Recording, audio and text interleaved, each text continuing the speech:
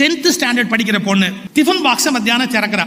ஒரு பையன் ஓடியானா தட்டி விட்டான். இந்த சாப்பாடு அப்படியே அந்த பேப்பர்ல கொட்டிடுச்சு. அந்த பொண்ணு ஒண்ணுமே சொல்லலை, கொட்டின சாப்பாடை சாப்பிட்டுட்டான். ஃப்ரெண்ட்ஸ் எல்லாம் கேலி பண்ண ஆரம்பிச்சாங்க, கேலி பண்ணிட்டாங்க. அந்த பொண்ணு கவலைப்படவே இல்லை.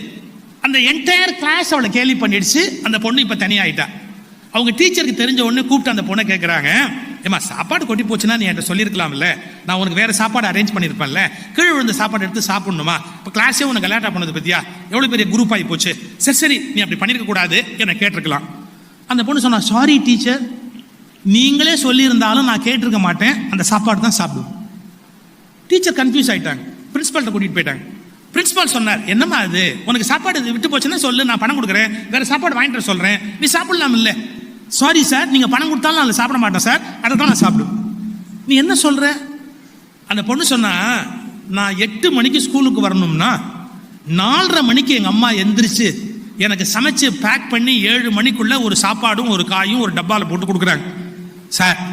எனக்கு 8 மணிக்கு நான் ஸ்கூல்னு சொன்னால் 7:30க்கு இருக்கணும்னு 4:30க்கு எந்திரிச்சு எங்கள் அம்மா தயார் பண்ண சாப்பாட்டை கீழே கொட்டிட்டு வேற ஒரு சாப்பாடு சாப்பிட என்னால் ஜென்மத்துக்கு முடியாது சார். நான் ஒருபோதும் அப்படி பண்ண மாட்டேன். என் தாயோட உழைப்பை என்னால் அலட்சியப்படுத்த முடியாது.